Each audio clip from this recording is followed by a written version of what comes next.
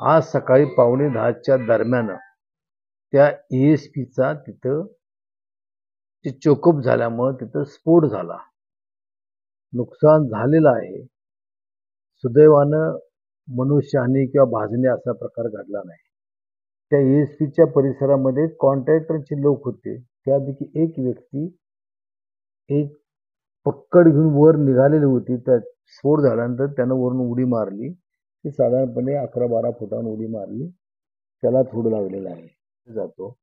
तिथं काही काम चाललं होतं आणि ते काम चालू असताना तिथं 2 कामगार होते. ते सुद्धा भीतीमुळं गडबडले, आवाज झाला आणि ते पळत असताना त्याने उडी मारली किंवा कोण त्यातलं पडलं असेल त्यामध्ये. परंतु ते दोघं आहेत त्यापैकी एकाला काही विशेष लागला नाही. एकाला फक्त छातीला बरगड्याला मार लागलेला आहे आणि त्याचा एक्स-रे काढायचं काम झालेलं आहे.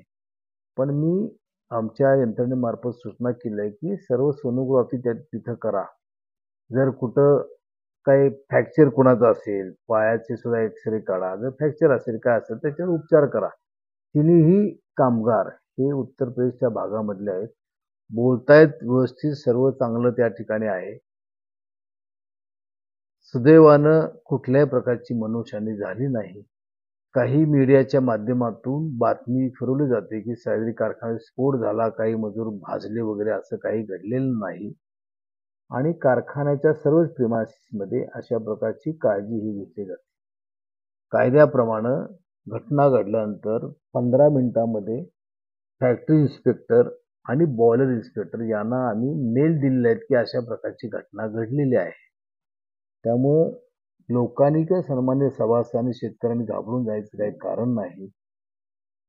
हा प्लॅन्ट अजूनही चेंज ओव्हर झालेला नाही, आपल्या ताब्यात आलेला नाही. ती जबाबदारी ही कॉन्ट्रॅक्टरची जबाबदारी त्या सर्व ठिकाणी आहे. आम्ही सर्वजण त्यांना ते काम चांगलं व्हावं यासाठी आम्ही देखरेख ठेवत असतो. त्यातून ही दुर्दैवी घटना घडलेली आहे.